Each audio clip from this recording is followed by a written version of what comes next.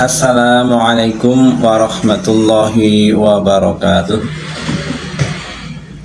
Innal hamdalillah nahmaduhu wa nasta'inuhu wa nastaghfiruhu wa na'udzu billahi min syururi anfusina wa min sayyiati a'malina. May yahdihillahu fala mudhillalah wa may yudlil fala hadiyalah. Asyhadu an la ilaha illallah wahdahu la syarikalah wa asyhadu anna Muhammadan abduhu wa rasuluh. Allahumma shalli wa sallim wa barik ala nabiyyina Muhammadin sallallahu alaihi wasallam wa ala alihi wa ashabihi wa man tabi'ahum bi ihsanin ila yaumiddin, amma ba'du. Kaum muslimin muslimat rahimakumullah, mari kita memanjatkan puji syukur kehadirat Allah atas rahmat dan karunia-Nya pada sore terakhir, hari terakhir bulan Ramadan tahun ini. Kita masih diberikan kekuatan dan kesempatan untuk menjalankan ibadah puasa, dan sebentar lagi kita akan berbuka insya Allah dan sekaligus mengakhiri puasa Ramadan tahun ini. Pada kesempatan kali ini tentunya kita semoga dapat melakukan apa-apa yang diperintahkan oleh Allah, sehingga amal-amal kita itu diterima oleh Allah Subhanahu wa Ta'ala. Kemudian yang kedua, sholawat dan salam mari senantiasa kita sanjungkan untuk junjungan kita Nabi Muhammad sallallahu alaihi wasallam. Baiklah, pada kesempatan kali ini kita akan membahas seputar tentang hukum-hukum terkait dengan zakat fitrah. Tentunya kita sudah maklum semuanya bahwa salah satu kewajiban yang menandai berakhirnya bulan Ramadan yaitu zakat fitrah. Yang pertama, zakat secara bahasa artinya adalah tumbuh, bertambah, kesucian, dan keberkahan.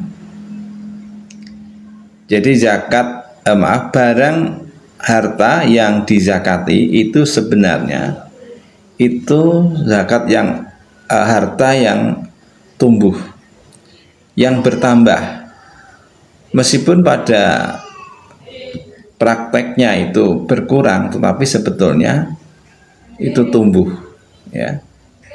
Pada kenyataannya akan tumbuh. Tidak ada orang yang jatuh miskin, bangkrut karena membayar zakat. Jadi akan tumbuh dan berkembang, bertambah. Kemudian kesucian dan keberkahan. Jadi pada prinsipnya zakat itu diperintahkan untuk menyucikan harta yang dimiliki oleh kaum muslimin. Kemudian yang kedua, pelajaran yang kedua, adapun zakat fitri atau zakat fitrah artinya adalah berbuka, maksudnya tidak lagi berpuasa. Dinamakan zakat fitrah karena sebab wajibnya adalah karena berakhirnya bulan Ramadan. Dan ini adalah penamaan yang berasal dari hadis Nabi Shallallahu alaihi wasallam. Jadi zakat fitri atau zakat fitrah itu dilakukan atau diwajibkan dikarenakan dengan datangnya atau habisnya bulan Ramadan. Jadi kata fitrah sendiri itu sebetulnya maksudnya adalah kembali berbuka, fitri. Idul Fitri itu artinya kembali makan, kembali berbuka. Artinya sudah tidak berpuasa lagi. Yang ketiga, secara istilah zakat fitri atau zakat fitrah adalah zakat yang telah diketahui dengan ukuran yang telah diketahui, dikeluarkan oleh orang yang telah ditentukan dengan syarat-syarat yang sudah ditentukan, dan dikeluarkan dari golongan yang khusus untuk golongan yang khusus pula, yang diwajibkan ketika berbuka atau berakhirnya bulan Ramadan sebagai penyuci bagi orang yang berpuasa dari perbuatan yang sia-sia ataupun haram, serta makanan bagi orang-orang miskin. Jadi di sini dapat kita lihat bahwa zakat fitrah itu zakat yang sudah diketahui ukurannya, yaitu tadi 1 sok, mulanya itu sok kurma atau sok, 1 sok gandum. Kemudian orang-orangnya sudah jelas, yaitu seluruh kaum muslimin yang masih hidup dari semua tingkatan, baik kaya, miskin, budak atau merdeka, laki-laki, perempuan, semuanya wajib. Syaratnya yaitu ada kelebihan ya, makanan pada saat itu. Dan tujuan dari dan pelaksanaannya adalah di akhir Ramadan. Kemudian tujuannya untuk menyucikan bagi orang yang berpuasa dari perbuatan sia-sia maupun perbuatan haram.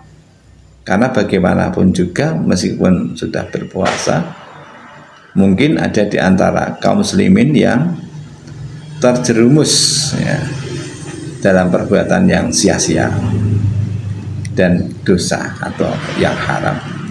Apa sebetulnya itu perbuatan sia-sia? Perbuatan sia-sia sebetulnya tidak berdosa, tetapi bersifat logho atau mubadzir ya, tidak menghasilkan apapun. Itu yang dimaksud dengan sia-sia. Misalnya ada orang yang berpuasa, dia hanya bermain-main saja, bermain-main, tidak memperbanyak amalan yang lain. Nah, ini termasuk perbuatan yang sia-sia. Sedangkan perbuatan haram ya melakukan misalnya ghibah atau apa yang lain yang dilarang dalam Islam. Dan yang terakhir, zakat fitrah itu menjadi makanan bagi orang-orang miskin, fakir dan miskin. Jadi ada satu keistimewaan tentang zakat fitrah ini, bahwa zakat fitrah itu dikhususkan untuk fakir dan miskin, karena jelas itu.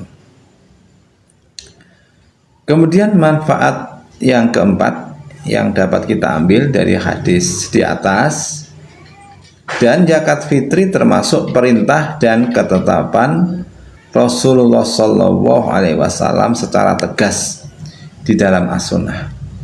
Jadi berkaitan dengan perintah membayar zakat ini, zakat fitrah maksudnya, itu jelas dari Rasulullah, sangat jelas, baik yang dituju waktunya, kemudian yang harus dikeluarkan, syarat-syaratnya dan sebagainya. Karena itu kita sebagai kaum muslimin tidak ada alasan apapun apabila setidak-tidaknya memiliki kelebihan makanan pada hari raya Idul Fitri, malam hari Idul Fitri, maka kita diwajibkan membayar zakat fitrah ini. Yang kelima, wajib atas muslim, baik merdeka atau budak, laki-laki maupun perempuan, kecil besar, mereka ini semuanya wajib mengeluarkan zakat fitrah. Kemudian yang keenam, kecukupan, yaitu yang dimaksud dengan kecukupan di sini yaitu memiliki makanan di siang dan malam Idul Fitri lebih dari 1 sok yang mencukupi dirinya dan tanggungannya, serta kebutuhan-kebutuhan dasar lainnya. Maka orang miskin sekalipun, ya, orang miskin sekalipun itu tetap berkewajiban membayar zakat fitrah. Artinya orang miskin yang memiliki kelebihan makanan, meskipun kelebihan makanannya itu dia peroleh dari hasil atau pemberian zakat fitrah orang lain. Yang ketujuh, yaitu masuknya waktu yang diwajibkan. Kapan diwajibkannya membayar zakat? Yaitu terbenamnya matahari di akhir Ramadan. Nah, sebagaimana hadis Ibnu Umar radhiyallahu anhuma, beliau berkata, "Anna Rasulullah sallallahu alaihi wasallam faradha zakatal fitri min Ramadan." Bahwasanya Rasulullah sallallahu alaihi wasallam itu mewajibkan zakat fitrah itu karena telah berakhirnya bulan Ramadan. Yang kedelapan, maka siapa yang menikah sebelum terbenamnya matahari di akhir Ramadan, maka wajib atasnya mengeluarkan zakat. Jadi kalau ada orang menikah sebelum terbenamnya matahari, hari terakhir berpuasa misalnya, maka dia wajib membayar zakat. Demikian juga anak yang lahir sebelum terbenamnya matahari juga wajib membayar zakat. Kalau pernikahan itu atau maaf tadi untuk yang pernikahan ya, artinya ketika seseorang itu menikah di akhir Ramadan sebelum matahari terbenam, maka suami itu wajib membayarkan zakat istrinya tadi. Tapi kalau pernikahannya itu setelah terbenam matahari, maka suami tidak wajib membayarkan zakat istrinya, tetapi istri itu tetap wajib membayar zakat. Kemudian ketika ada anak lahir sebelum terbenamnya matahari di hari terakhir bulan Ramadan, maka juga harus membayar zakat fitrah. Demikian juga kalau ada orang yang masuk Islam sebelum terbenamnya matahari, ya, sebelum terbenamnya matahari, maka orang tersebut yang baru masuk Islam itu juga wajib membayar zakat fitrah. Kalau pernyataannya masuk Islam itu setelah terbenam matahari, maka dia tidak wajib membayar zakat fitrah. Nah, apabila seseorang meninggal dunia setelah terbenamnya matahari di akhir Ramadan, maka wajib dikeluarkan baginya zakat fitrah. Ya, jadi kalau orang meninggal setelah matahari terbit, maka matahari terbenam, maka dia wajib membayar zakat. Tapi kalau meninggalnya itu sebelum matahari terbit, berarti dia tidak wajib membayar zakat fitrah.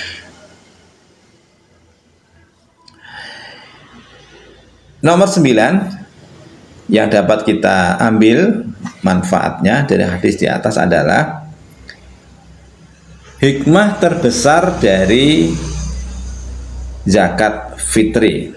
yaitu pembersihan bagi orang-orang yang berpuasa dari kekurangan-kekurangan selama menjalankan ibadah puasa. Ya. Jadi ketika seorang berpuasa itu kan kadang-kadang juga melakukan pelanggaran-pelanggaran atau yang bisa menghapus pahala puasa, meskipun puasanya itu tetap tidak batal ya. Nah, itu dapat dihapus, dapat ditambal pahalanya itu dengan membayar zakat fitrah.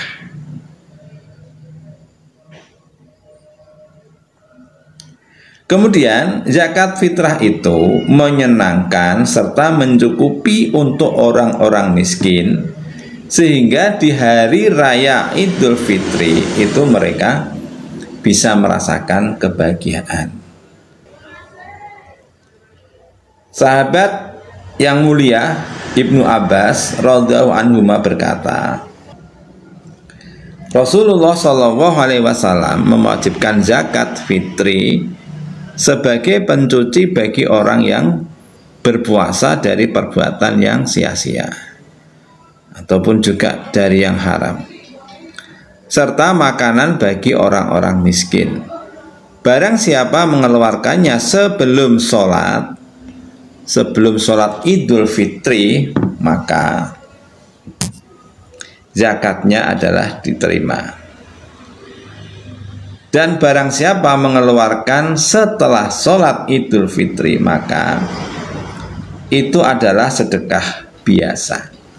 Artinya ketika seseorang itu memberikan zakat fitrah sebelum sholat Idul Fitri, maka diterima sebagai zakat fitrah. Sedangkan orang yang mengeluarkan zakat fitri tetapi sudah di luar atau sudah selesai sholat Idul Fitri, maka baginya tidak diterima sebagai zakat fitrah, tetapi hanya sebagai sodakoh biasa.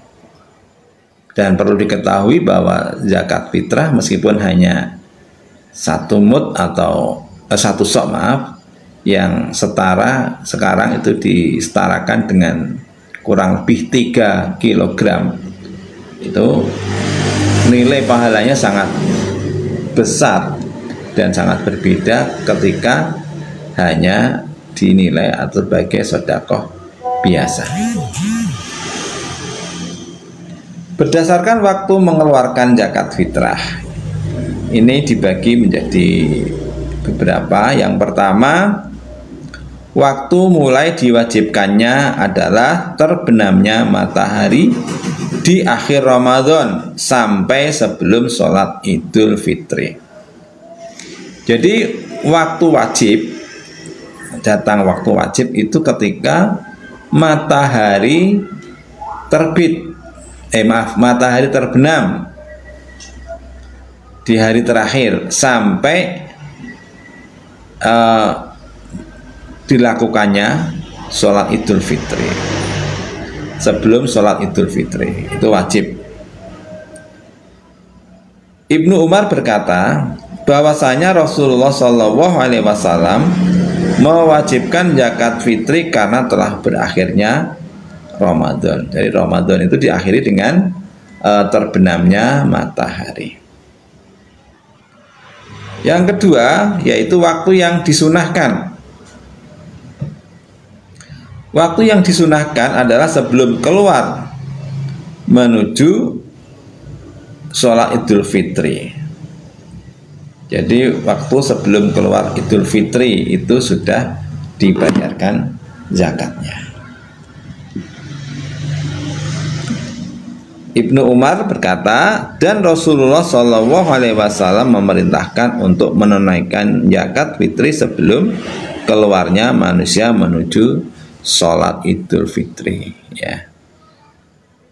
Kemudian waktu yang dibolehkan yaitu 1 atau 2 hari sebelum berakhirnya Ramadan berdasarkan hadis Umar radhiyallahu anhu. Wa kanu yu'tuna qabla fitri bi yaumin au yaumaini. Dahulu mereka menunaikan zakat fitri 1 atau 2 hari sebelum berbuka.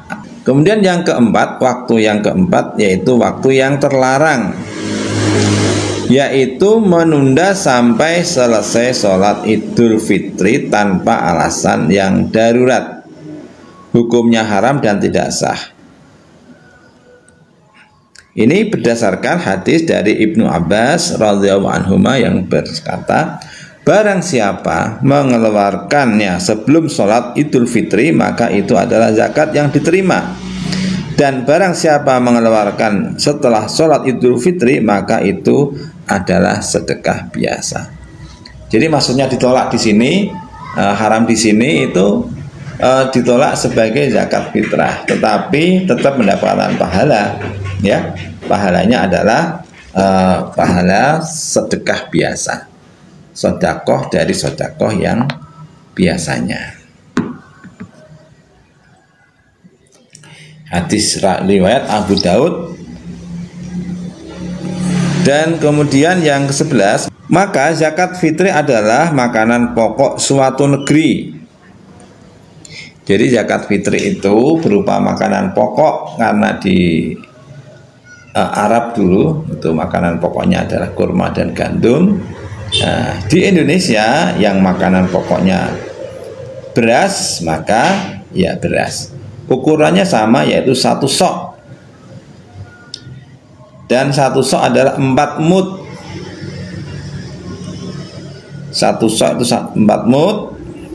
Dan 1 mud adalah 2 telapak tangan orang dewasa, ya, yang sedang, orangnya tidak terlalu besar dan tidak terlalu kecil. Nah, untuk ukuran ini dikira-kirakan adalah 2,7 kg sampai 3 kg. Ini ukuran pengeluaran zakat fitrahnya. 12, yang ke-12, orang yang berhak menerima zakat fitrah. Yang pertama, pendapat pertama, zakat fitrah diberikan kepada golongan 8 atau yang disebut sebagai asnaf, berdasarkan dari firman Allah Subhanahu wa taala yang artinya, sesungguhnya zakat-zakat itu hanyalah untuk orang-orang fakir, orang-orang miskin, pengurus-pengurus zakat atau amil, para mu'alaf yang dibujuk hatinya, budak yang mau memerdekakan diri, orang-orang yang berhutang atau orang yang banyak hutangnya, atau gharim istilahnya, kemudian orang yang berjuang di jalan Allah atau fisabilillah, kemudian orang yang sedang berjalanan atau musafir, sebagai suatu ketetapan yang diwajibkan Allah, dan Allah Maha mengetahui lagi Maha hikmah. Jadi pendapat pertama, zakat fitrah dibagi menjadi boleh dibagikan kepada 8 orang asnaf seperti zakat mal biasa. Ini pendapat yang pertama. Dasarnya adalah firman Allah di dalam surat At-Taubah ayat 60. Sedangkan pendapat yang kedua, yaitu diberikan khusus kepada fakir dan miskin. Nah, ini dasarnya adalah karena ayat di atas, yaitu At-Taubah ayat 60 itu bersifat umum, mencakup zakat mal ataupun fitri. Adapun untuk zakat fitri itu bersifat khusus, dikhususkan untuk fakir miskin, berdasarkan hadis dari Rasul Fasi watum atalil masakin. Rasulullah SAW itu mewajibkan zakat fitri sebagai penyuci bagi orang yang berpuasa dari perbuatan sia-sia dan haram, serta makanan bagi orang-orang miskin. Jadi di sini pendapat yang kedua itu bahwa khusus untuk zakat fitrah itu untuk orang miskin, orang fakir dan orang fakir miskin. Dari kedua pendapat ini, insya Allah yang lebih kuat adalah pendapat yang kedua, ya, yaitu yang menyatakan bahwa zakat fitrah itu terutama dikhususkan atau diberikan untuk fakir dan miskin. Syekhul Islam Ibnu Taimiyah, kemudian Al-Alama Ibnu Qayyim, As-Syaikh Ibnu Baz, As-Syaikh Ibnu Utsaimin, dan Lajnah Ad-Daimah itu memberikan penguatan bahwa yang rajih, yang sahih insya Allah adalah bahwa zakat fitrah ini khusus untuk orang-orang yang miskin. 13. Tempat mengeluarkan zakat fitri adalah diutamakan di daerah tempat tinggal orang yang mengeluarkannya dan diserahkan kepada fakir miskin yang tinggal di sekitar rumahnya. Ini berdasarkan keumuman hadis dari Rasulullah yang menyatakan bahwa Allah mewajibkan zakat bagi kaum muslimin, atas kaum muslimin pada harta mereka diambil dari orang-orang kaya mereka dan diserahkan kepada orang-orang fakir mereka. Hadis Bukhari. Jadi maksudnya adalah hadis orang-orang kaya itu diambilkan di situ dan diberi di wilayah itu dan dibagikan kepada fakir miskin di wilayah tersebut. Nah, demikian sahabat-sahabat rahimani wa rahimakumullah, berkaitan dengan hukum-hukum membayar zakat fitrah. Dan saat ini kita sebentar lagi ya insya Allah akan berbuka, maka satu langkah yang paling penting yang harus kita lakukan saat ini adalah segera menyiapkan kalau makanan pokok kita nasi, maka sehingga beras ya, beras ini segera disiapkan, dan kemudian jangan lupa zakat fitrahnya itu segera ditunaikan. Jangan sampai sudah segala macam makanan-makanan, sudah beli baju yang baru, tetapi lupa tidak menyiapkan untuk zakat fitrah. Jadi zakat fitrah itu harus diutamakan. Semoga Allah Subhanahu wa Ta'ala menerima amal kita, ya, menerima amal kita, terutama adalah puasa kita, kemudian sholat tarawih kita, kemudian juga bacaan-bacaan Al-Quran yang sudah kita baca. Semoga kekurangan dari puasa Ramadan yang kita lakukan sebulan ini dapat ditambal, ya, dapat ditutup dengan zakat fitrah. Saya ucapkan selamat berbuka, selamat Hari Raya Idul Fitri. Taqabbalallahu minna wa minkum. Semoga Allah menerima amal kita, amal-amal Anda dan amal-amal kita. Saya akhiri, subhanakallahumma wa bihamdika asyhadu an la ilaha illa anta astaghfiruka wa atubu ilaik. Assalamualaikum warahmatullahi wabarakatuh.